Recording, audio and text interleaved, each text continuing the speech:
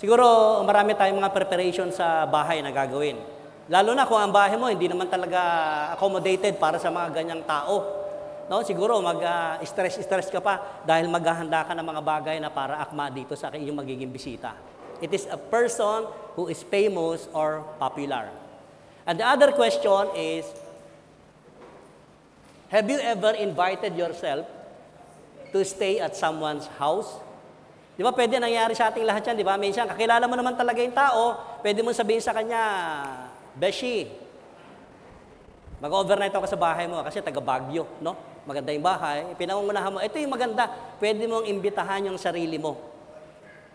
Pag kinumbay natin yung dalawa na ito, talaga naman pala pwede. Ang mensahe na pwede natin pagsalusaluhan, pinamagatang guest of honor. Si Panginoong Hesus po kasi ang isa sa pinakamagandang maging guest ng bahay natin. He is honorable talaga na higit sa lahat na pwedeng maging bisita natin. Tayong lahat ay yumuko sa presensya ng Panginoon. Father, we thank you and we bless your name. We glorify your name sa oras na ito. Patuloy nga po na mangusap kayo sa pamamagitan ng mensahe. Magkaroon kami ng ibayong encouragement at mas lalong kapahayagan na galing po sa inyo. Gamitin niyo po ang inyong lingkod bilang tuntungan ng inyong salita. At nang sa ganoon, Panginoon, kami naman tagapakinig ay magkaroon kami ng ibayong espiritualidad sa mga buhay namin na pwede po namin magamit sa pang-araw-araw na pamumuhay. At salamat, you are always enough sa buhay ng bawat isa. Ito po yung samod dalangin namin, punong-puno ng pag-asa at katagumpayan. In Jesus' mighty name we pray. Amen. Okay, I would like to start with Luke chapter 19. Rewind mo, mabalik. Alam niyo ba sa ating mga mananampalataya, ito naman talaga yung pwede mangyari. Life transformation begins when Jesus reigns. Naniniwala tayo dito? Nagkakaroon ng pagbabago ang ating buhay, natatransform tayo kapag si Jesucristo daw ay naghari sa buhay natin. Well, of course, maraming mayayaman. Sasabihin nila, we have all the guts. Nasa amin ang lahat. We don't need anything. At ganyan naman talaga ang mayayaman pagka dineclare nila na nasa kanilang lahat. Yes, nasa kanilang lahat, pero merong isang bagay na meron silang namimiss. And that is Jesus Christ.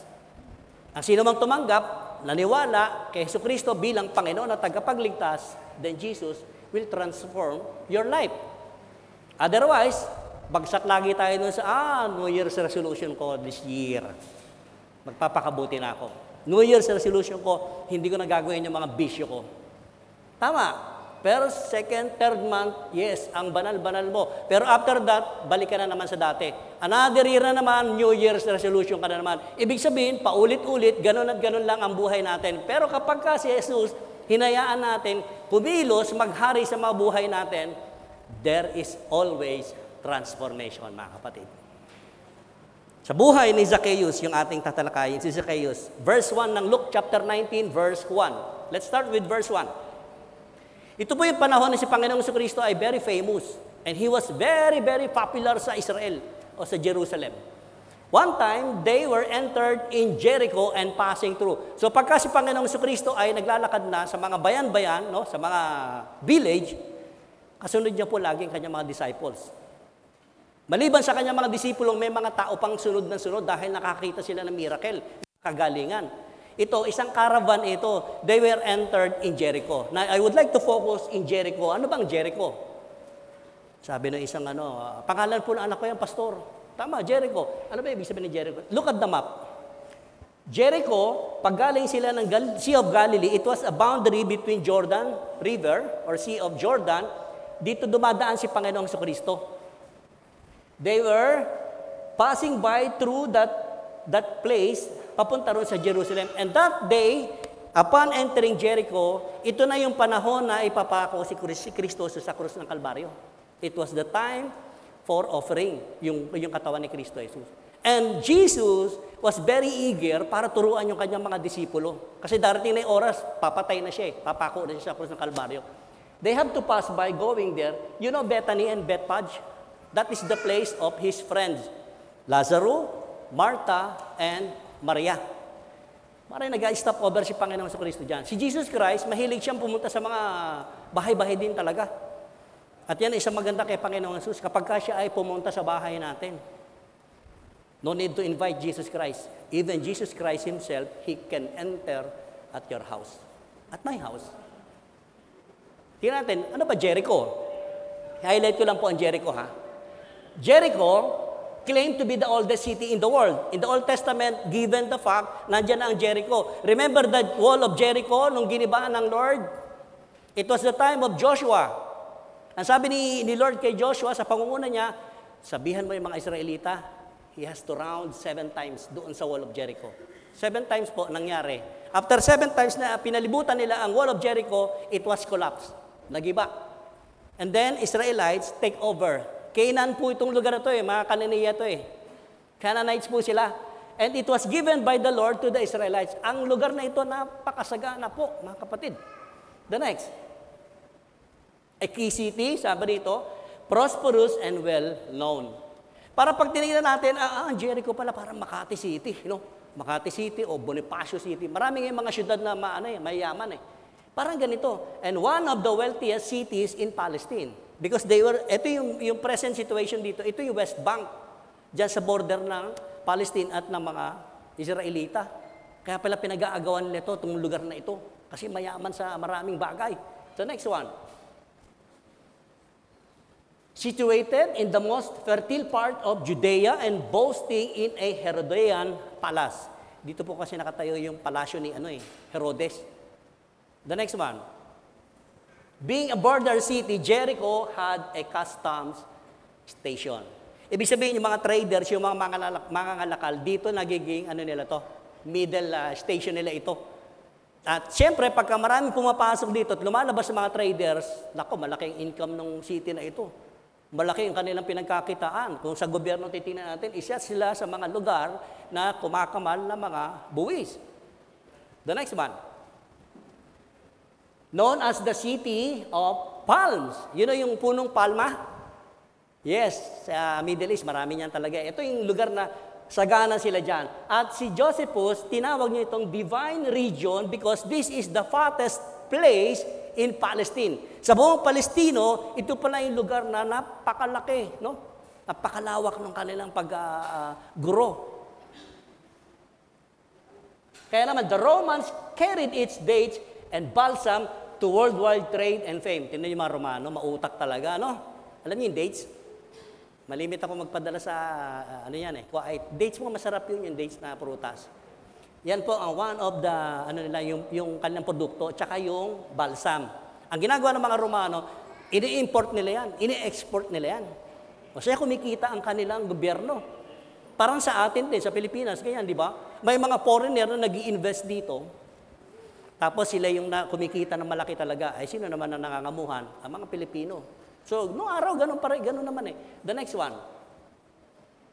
All this combined to make Jericho one of the greatest taxation centers in Palestine. So, ibig sabihin, nandito talaga yung mga highest taxpayer nung panahon ni Panginoong Kristo. Tingnan natin yung picture. Pag pumunta kayo ng Jericho, ito yung isa sa mga bantayog na makikita niyong monumento doon. Jericho is the oldest city of the world. Yan yung makikita nyo. Talagang binild nila yan. Palatandaan na ito talagang Jericho. Makikita na masagaan ang lugar ito. Now, punta tayo sa Luke chapter 19 verse 2. Ito na. Pakikilala na ni Luke. Si Luke po, ang sumulat ng Gospel of Luke na ini-address niya kay Theophilus. Alam niyo si Luke, nung magsulat siya, he was identifying Jesus Christ as the Son of Man. Kasi yung mga disciple, may kanya-kanya silang patunay na si Jesucristo ay anak ng tao. Si John, he is the living God, the Son of God.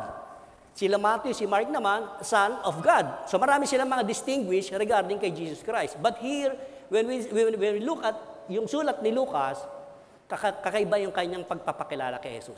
Now, sa verse 2, a man was there by the name of Zacchaeus.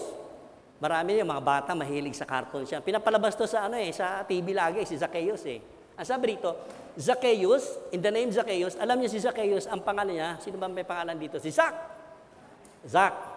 Yun ang ibig sabihin sa Hebrew word ng Zacchaeus.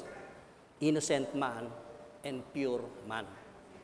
Parang tayo, di ba, nagbibigay tayo ng pangalan sa mga anak natin. Bakit kayo nagbigay ng pangalan sa anak ninyo? Kursunada nyo lang ba, di ba? Ako nung araw kasi, binigay sa akin pangalan, Ronaldo, nilagyan akong palayaw, Ronnie. Sino ba si Ronnie? Fernando po. Siyempre, Fernando. Sikat kasi si Fernando po noon eh.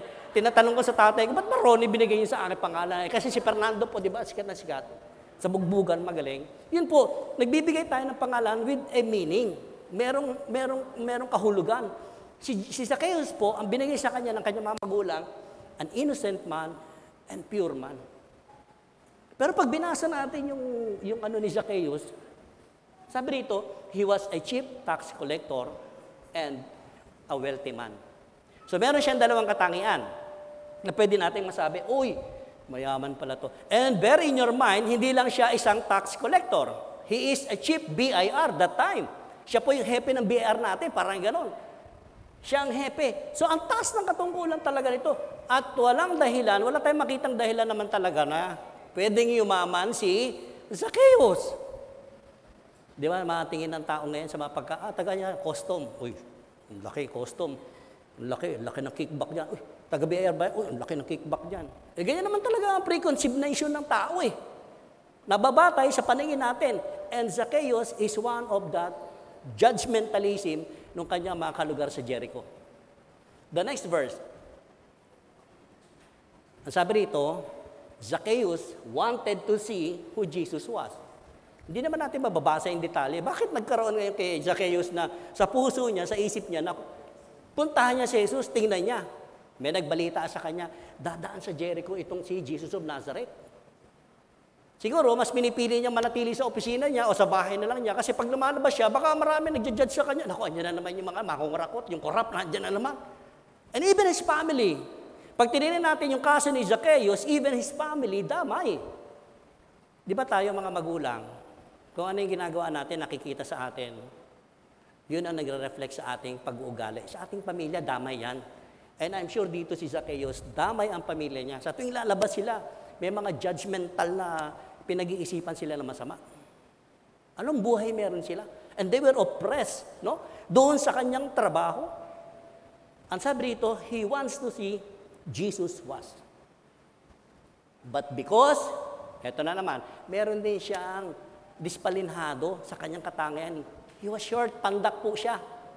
He was short, he could not see over the crowd. Isang bagay na mahirap para kay Zacchaeus, pandak siya, parang bata, kapag ka manonood ka na isang entablado, kailangan mo pumunta doon sa harapan para makita mo.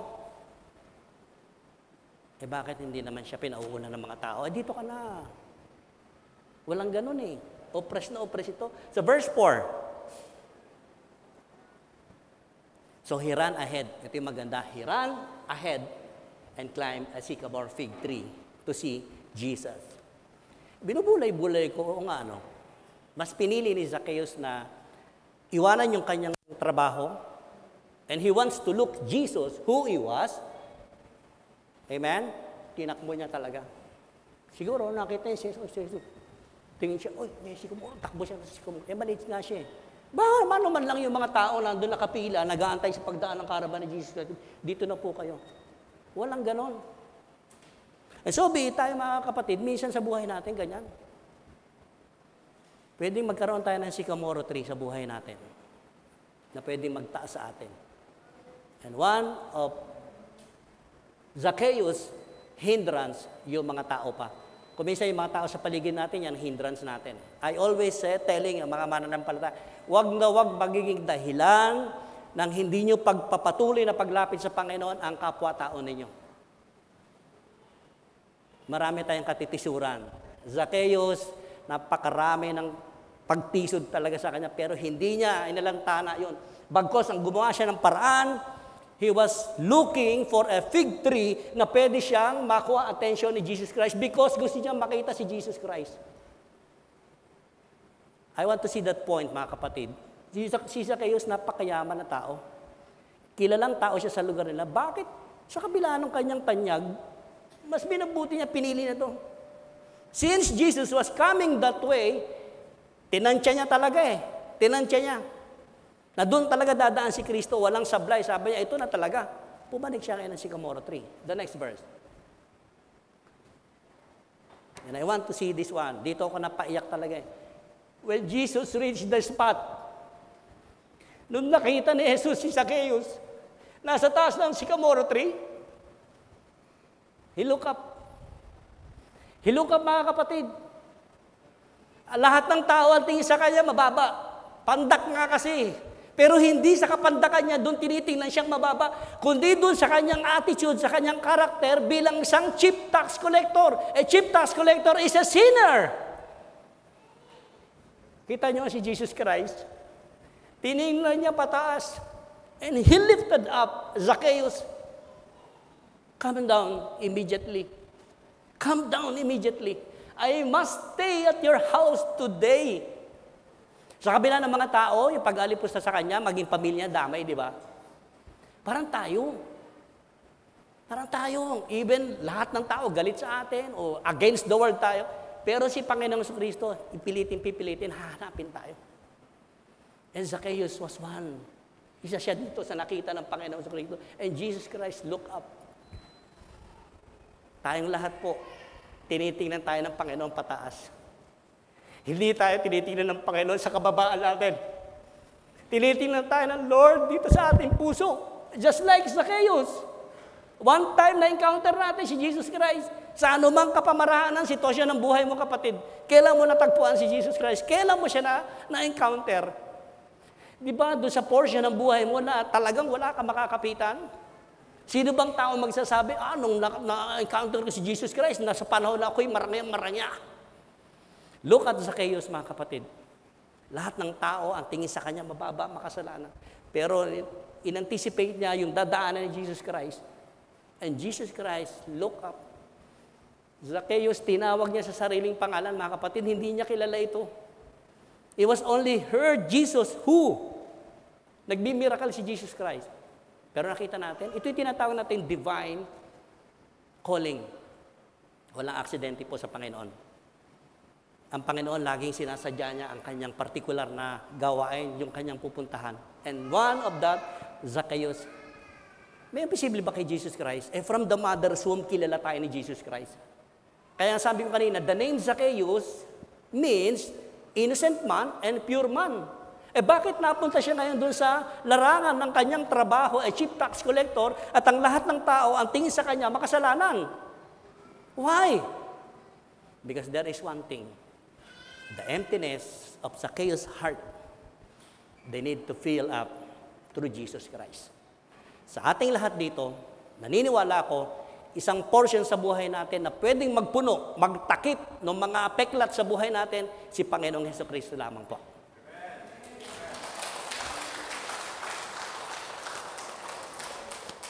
Biro yung sabi ni Jesus Christ, I must come or I must stay at your house today. And you know, pagka nabasa natin sa Bible ngayon, hindi lang pumunta, bumisita, tapos umalis na. Hindi po. Ang sinabi nito, I must stay. So whether they are in lunch time, dinner time, or merienda time, and the other day, nag-stay siya sa bahay. And Zacchaeus, sigurado tayo, inestima ni Zacchaeus talaga yung caravan ni Jesus Christ. Bigyan ko kayo ng guest room. No? Special. Kaya sabi ko kanina, kapag kami nagpunta sa atin ng popular, famous na tao, paghahandaan natin. Pero pagka hindi naman famous, di ba? Tama na yan. Yung punta, medyo may panis na lakay pa. Yan na lang iunan mo. Pero pagka mga taong dignidad, di ba? Special, mga kapatid. And so be it, Jesus Christ was very, very special to Zacchaeus. He estimated Jesus Christ as guest of honor. The next verse. Siguro ko ako si Zacchaeus, magugulat talaga. Tinawag ako ni Jesus. Ang sabi rito, so he came down at once and welcomed him gladly. Tignan niyo, meron kasing yung transformation kasi hindi overnight. Yung transformation ng buhay natin through Jesus Christ, merong proseso. From the time na nahangad niya na makita si Jesus Christ, sa isip pa lang po yun meron siyang belief sa isip pa lang niya, wala pang faith. Okay? Kaya siya gumawa ng paraan para pumanig doon sa sycamore tree. There is something inside his mind na kung sino ito si Jesus Christ, as good niya malaman, ma-discover si Jesus Christ, sino talaga? On his own life, yung experience niya, kita niya sabi, he welcomed him gladly. Di nag-manifest na ngayon, di ba? Pinatuloy niya si Jesus Christ eh. Now, yun, sumunod na verse. May problema. Sino problema? Kapitbahay. Yung mga marites dyan sa kapitbahay natin. Ito problema eh, mga nakakilala. Talaga natin, ang unang-unang may nakakilala sa atin, pamilya natin, kapitbahay natin, kaibigan natin. Amen? Hindi yung ibang tao, hindi ka naman kilala talaga noon eh. Kaya ang unang-unang hindi naniniwala sa atin minsan, pamilya natin. Nagbago na ba talaga yan? Hindi naman ganyan dati yan ah. Eh dito makikita natin yung kanyang nasasakupan sa Jericho, buong Jericho, galit sila kay Zacchaeus. Kaya naman sabi rito, all the people saw this, nung makita nila si Kristo Jesus, na inakala nila pupunta sa templo, makikipagbalitaktakan doon sa mga pariseyo nila, hindi po. Pumunta sa bahay ni Zacchaeus. They began matter. Nagbulong-bulungan po sila, nagchismisan silang lahat. Anong sabi nila? Nagpunta pa naman ito doon sa guest of sinner. Siya pala yung guest of sinner. Kabaligtaran, di ba? Si Zacchaeus, overwhelmed siya, patuloy niya itong si Jesus Christ at yung mga disipulo, samantalang yung mga tao, galit sila. Naging guest of sinner pala siya. Pero kay Zacchaeus, guest of honor, si Jesus Christ. The next verse. Merong kasing ito merong connection between chapter 18 at saka chapter 19. Sa chapter 18, meron na encounter si Jesus Christ dito, si Bartimaeus. Sa book of book of Mark, pinangalanan, pero sa ibang gospel, walang pangalan yung bulag. Pero si Bartimaeus po ay isang bulag. Nung marinig niya dumadaan si Jesus Christ doon sa harapan niya, sumigaw siya ng malakas, Jesus, anak ni David. Ang sabi ng mga tao, yung mga disciple na lumalakad, patahimikin nyo ang ingay. Kita nyo yung mga ugali ng tao, ng mga disipulo. Di ba? Ganun, parang tayo, di ba, kumisya, uy, huwag kayo maingay, nakaka-istorbo kayo. Naku, nandiyan na si pastor. Ginagawa pang panakot. Si pastor, ginagawang panakot. Nakakatakot ba mukha ni pastor? Di ba? Para si Jesus Christ, dumadaan, patahimikin mo maingay. Sumigaw uli si Bartimaeus, mas malakas. Jesus! Mas malakas talaga. Narinig ni Jesus. You know the hindrance? Si Bartimaeus, ang hindrance niya, mga tao. Pangalawa, yung mga disciple ni Jesus Christ. Pero narinig siya ni Jesus Christ. Palapitin niyo rito. Paglapit ni Bartimaeus, di lahat, tinapon niya yung balabal niya. Paglapit kay Jesus Christ, anong gusto mong gawin ko sa iyo? Ang sabi ni, very specific, ni Bartimaeus, gusto ko pong panumbalikin din yung aking paningin. Ibig sabihin, hindi siya inborn na bulag. Nabulag siya for a cause. Hindi naman nabanggit doon kung ano yung naging dahilan. Bakit nabulag siya? And many people, they are blind because of their sin. Tama? Ang sabi ni Yesu Cristo, mangyayari ang ninanais mo dahil sa iyong pananampalataya. Walang touching, walang word lang po. Command. Nakakita si Bartimaeus. Ang sabi roon, and he followed Jesus Christ. So sa karaban na ito, kasama si Bartimaeus ngayon doon kay Panginoong Hesus Kristo. Ayun yung connection. Sumunod na verse 8. But Zacchaeus stood up. Sabi ko nga, siguro nasa sila, long table, kasama yung mga disciples, si Zacchaeus nasa dulo, si Panginoong Jesus nasa dulo, tumayo siya doon sa upuan. Pandak nga siya eh. Tayo siya. Lord, sabi niya, look Lord, here and now, sabi niya, dito, ngayon din, ano sabi niya? I give half of my possessions to the poor. What a declaration pag tinignan natin. Ganun lang basta ginawa ni Zacchaeus. Kita niyo, may transformation kasi. Sa chapter 18 din, dito na-encounter ni Jesus Christ yung binatang mayaman na lumapit sa kanya, sinubok si Panginoon Kristo. Ang sabi ng binatang mayaman, Lord, paano po ba ako makakapasok sa kaharian ng Diyos? He was asking Jesus Christ how to enter in the kingdom of God. Sabi ni Lord, di ba? Sundin mo ang 10 utos ni Moses.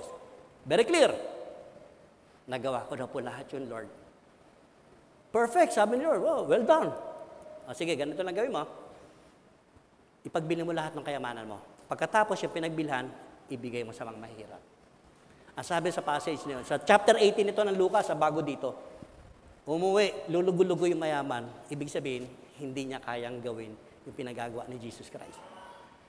Ang purpose niya, lumapit kay Jesus, tanungin kung paano siya makakapasok sa kaharian ng Diyos. It was very clear. Ang sabi ni Lord, mahirap talaga sa mayaman ang pumasok sa kaharian ng Diyos. Bulayan natin, hindi sinabi ni Jesus Christ, ang mayayaman hindi makakapasok sa kaharian ng Diyos. Ang sabi niya, it is hard for a rich man to enter into the kingdom of God. May connection po. Now, chapter 19, si Zacchaeus, ito ngayon, dinedeclare ni Zacchaeus, half of my possessions I will give to the poor. What a transformation. Kakaiba. Ito sa very clear sa ating, ayaw nga pala kanina yung mayamang, hindi niya nagawa. Pero ang sabi ni Jesus, mahirap talaga sa mayaman. Mabuti pa ang kamelyo pumasok sa butas ng karayon. It was a trick ni Jesus Christ. Paano makakapasok yung kamelyo doon sa butas ng karayon?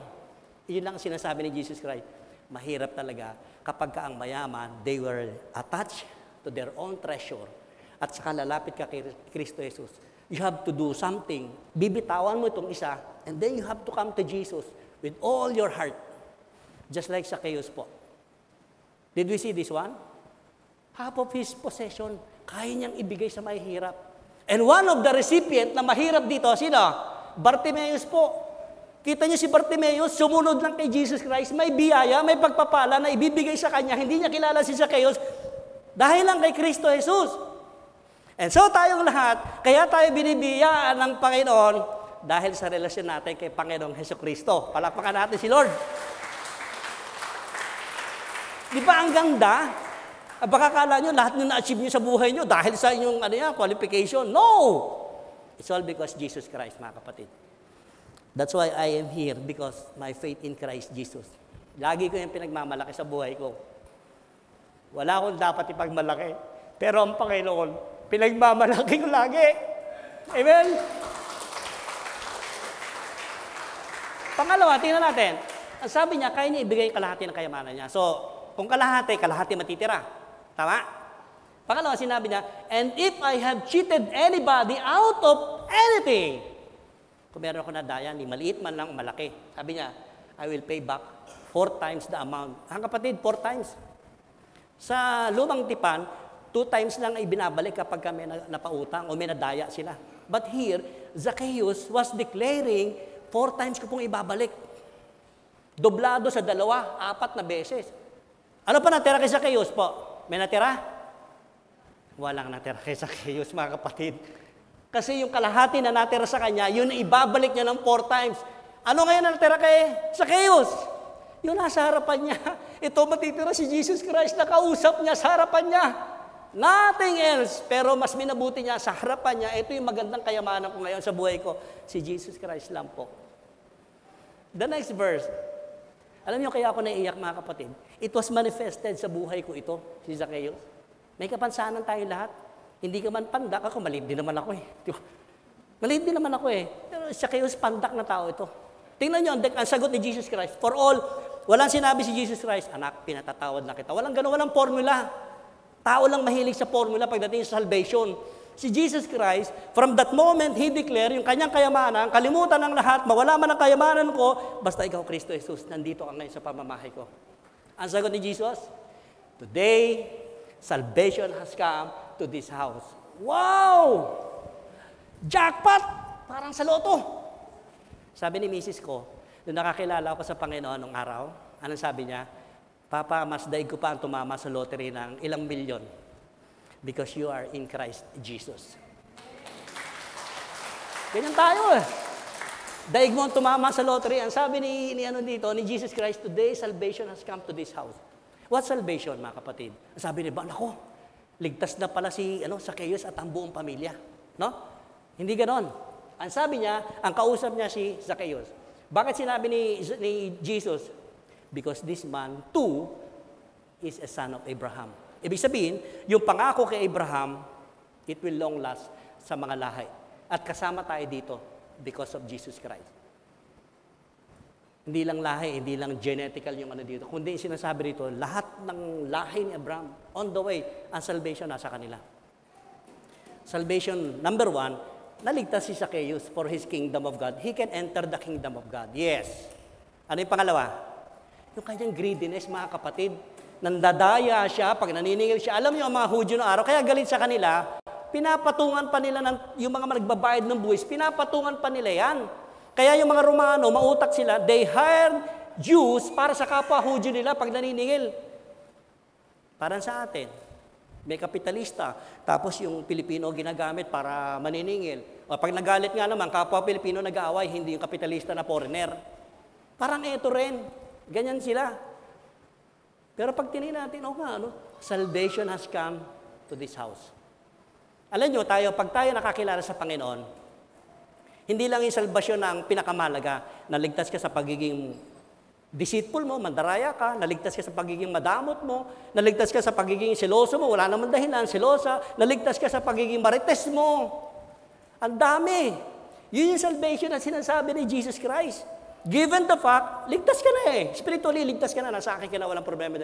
Pero ang gusto ko makita, habang nandito ka sa Chaos, I'm proud of you. Because yung dineclare mo na ibibigay mo yung kalahati ng kayamanan mo, yung 4 na beses ibabalik mo sa mga tao na daya mo, it was true enough. He repented in front of Jesus Christ. Wala pong formula, mga kapatid. Walang formula.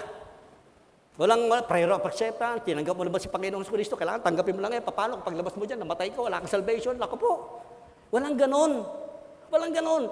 Pumasok si Jesus Christ sa bahay nila, automatic, nakita natin, sa puso, may transformation sa puso at isip ni Zacchaeus because he encountered personally si Jesus Christ. Yung personal na encounter natin, yan yung pinakamaganda. Divine calling sa atin. Lahat tayo, may kanya-kanya, may panahon, may oras, may lugar. Iba't iba nga lang. Iba-ibang hugis, iba-ibang kulay. Paano natin nakilala si Jesus Christ? Ngayon, kung matindi ang pag-encounter mo kay Jesus Christ, pasalamat ka kapatid, katulad ni Zacchaeus. Binisita ka ni Jesus Christ. And who are we? Sa paanan o harapan ni Jesus Christ. The next verse. This I would like. Kaya napunta rito si Panginoon sa Kristo. Ito ang ministry niya, number 1. He came to seek and to save the lost. Kaya walang sino man sa atin magsasabi, hindi naman ako ligaw, pastor. Lahat po tayo lost. Kailangan natin ng isang tagapagligtas. That's why naniniwala ako sa atin lahat sa umagang ito. Like Zacchaeus, tingnan natin, like Zacchaeus. Zacchaeus is a lost sheep. Ligaw na tupa si Zacchaeus eh. Yes, na nangangailangan ng isang good shepherd na para manguna sa kanya. I always remind, kapag tayo sumusunod kay Kristo Jesus, ang sisiguraduhin natin, hahakabangan natin, yung nilakaran, yung tinapakan ni Jesus Christ. Kaya nga follow eh. Hindi sinabi ni Jesus Christ, sumunod ka sa akin, tapos iba yung tinatapakan mo. Anong ibig sabihin? Kung ano yung tinapakan ni Jesus Christ, yun ang dapat tapakan natin. Pastor, may tae ng kalabaw eh. Tinapakan ni Jesus Christ, di tapakan mo, may tae pala ng kalabaw eh. Basta follow me. Ang sinabi ni Jesus Christ, follow me. Zacchaeus sought by the good shepherd and was found and saved. Pag tingnan natin passage, akala natin si Zacchaeus talaga yung nag-initiate para makita niya si Jesus Christ. No. Kabaligtaran po. Si Jesus Christ ang humanap kay Zacchaeus at natagpuan niya. Yung trabaho ko po sa abroad, isa akong coordinator sa Lost and Found. It was a worldwide system na hawak namin, na kapag kami na walang isang bagahe, we try to look for that baggage. Kailangan ma-found namin, kaya nga lost and found kami. Lako kuminsan, yung bagahe ng pasahero, pag natagpuan namin, gutay-gutay na, windang-windang na, warak-warak na. Pero ang mahalaga, sa pasahero, kapag nakita nila, kahit gano'n na itsura, kasi may mga damage yan eh. Pag nakita na, ay, salamat, nabalik yung bagahe ko. Di ba, ang sarap, something na nawala sa'yo, tapos naibalik sa'yo ngayon, tuwang-tuwa ka. Kahit ano pang itsura. And so, Jesus Christ, pareho po si Jesus Christ natin. Kaya wala sa atin, natagpuan tayo, banal na banal ka, buong buo ka, kapatid.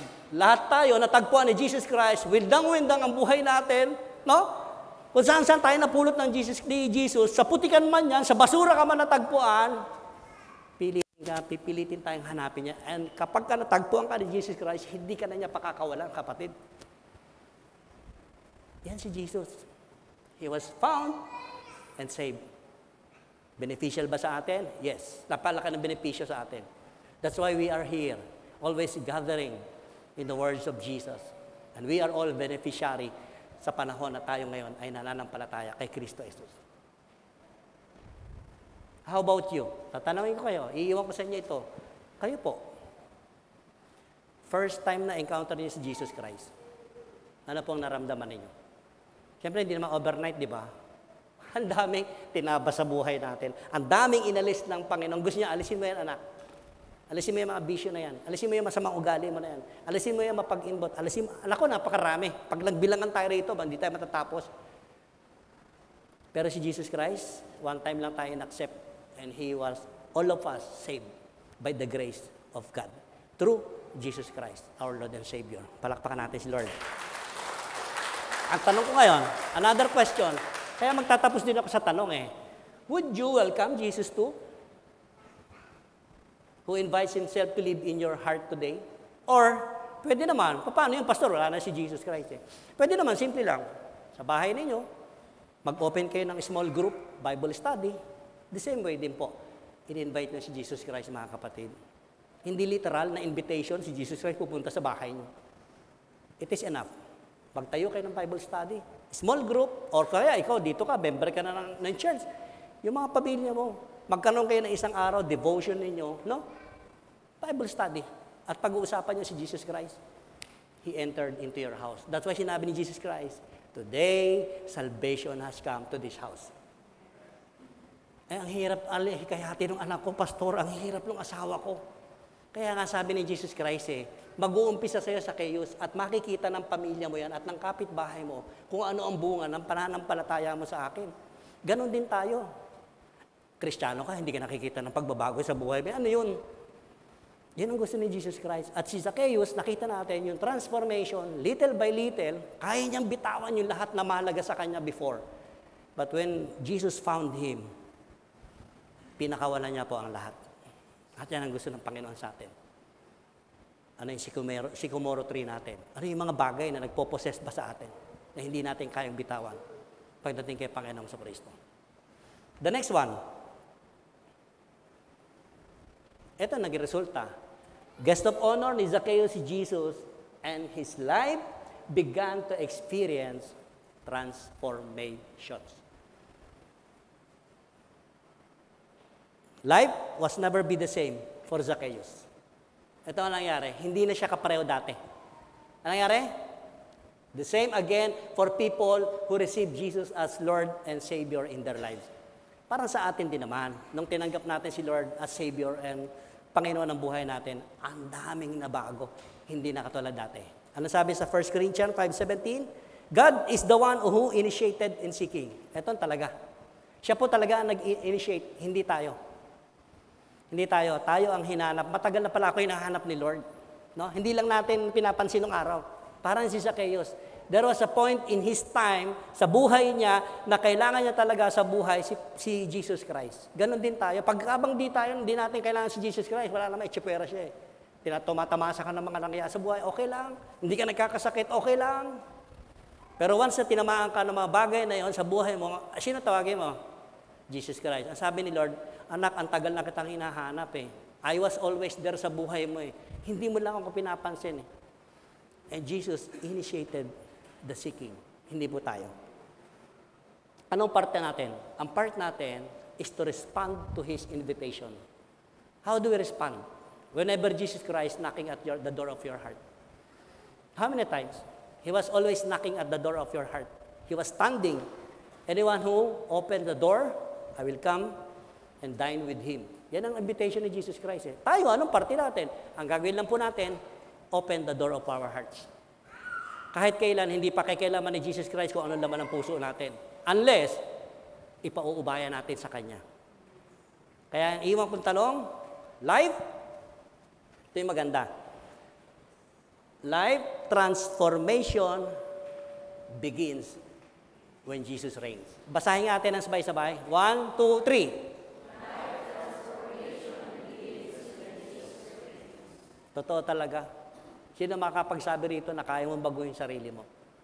Unless Jesus Christ reigns in your heart. 5:17 ng 1 Corinthians. Sabi rito, ang sino man nakipag-isa kay Kristo Jesus, siya ay bagong nilalang. If anyone is in Christ, he is a new creation. The old has gone, The new has come. Ibig sabihin, yung buhay galing kay Kristo, yun ang namumuhay sa atin. At yan ang ginagamit natin ngayon. We are all living in the grace and mercy of our Lord Jesus Christ. Huwag natin sayangin ang buhay natin, mga kapatid. Gawin natin ang buhay natin, nagpaparangalan lagi ang Panginoon. In any way, kahit na anong kapamaraanan. Doing good for the others. Kita nyo rito, ibinalik niya yung mga nadaya niya po.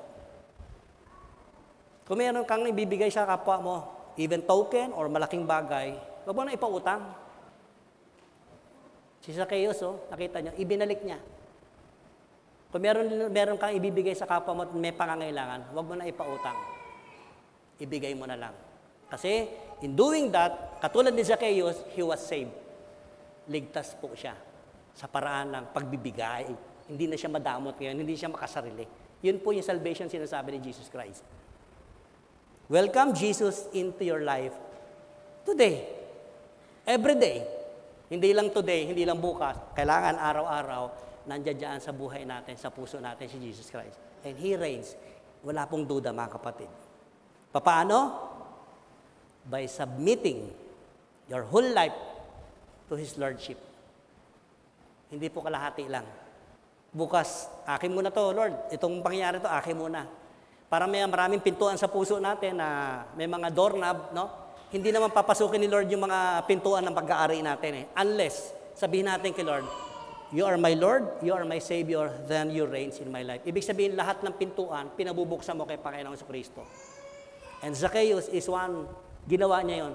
Binuksan niya openly yung kanyang buhay kay Jesus Christ at inamin niya talaga ang dami niya nadaya. Same true, he repented in the eyes in front of Jesus Christ. At sinasabi niya, inaamin ko, makasalanan ako, a tax collector. And even Matthew, kasama si Matthew dun Malamang si Matthew, tauhan ni ni Zacchaeus Remember, Matthew is a tax collector, but Zacchaeus is a chief tax collector. Kaya isa sa mga dahilan siguro na isip ni Zacchaeus, yung aking isang BIR man na si Mateo, di ba? Sumunod kay Kristo Jesus. Parang tayo rin po sa mga buhay natin. Walang imposible po. There is no impossible with Jesus Christ. Maaring sa atin, imposible. Pero pag lumapit tayo kay Kristo Jesus, everything is impossible. Let us all bow our head and close our eyes. Amang Banal, maraming salamat muli sa mensahe na pwede po namin kapulutan ng isang magandang buhay at pagbabago sa amin. Always remind us, O God, it is a reminder for us who Zacchaeus is before and after he encountered you. Just like us, Lord, there is a divine interaction. Merong divine purpose ka sa bawat isa, Lord. At yung divine calling mo sa amin, Lord, naniniwala kami, that is the day that you made us. Ito yung araw na ginawa mo sa amin. And we can be rejoiced always. At salamat. Habang kami nagre-rejoice, nagagalak kami, Panginoon, nandoon lagi yung promise mo sa amin. That you will never leave us nor forsake us. And thank you, Lord, sa anumang situation sa buhay namin, nandoon kayo palagi. Saksi kayo sa mga nangyayari. Pero napakasarap kapag kakasama namin kayo that we can be together, Lord. Pwede tayong lumakad ng sabay, Panginoon. At yan ang iniiwan mo sa amin. Sa oras na ito, Lord, sa aking mga kapatid, dumaranas ng matinding pagsubok, health issues, Lord. I pray in the name of Jesus, yung divine intervention mo sa kanila, yung paghipo mo, Lord, through your word, let them heal in the name of Jesus, Lord. And even prosperity, Lord, I pray sa aking mga kapatid na naririto. At salamat dahil ang salita mo lang ang siyang pwedeng makagamot sa amin. Purihin ka, O Diyos, sambahin ka sa pinakamataas na papuri, pagsamba, parangal, sa pangalan mo ng Panginoong Jesus bilang sariling tagapagligtas. Amen.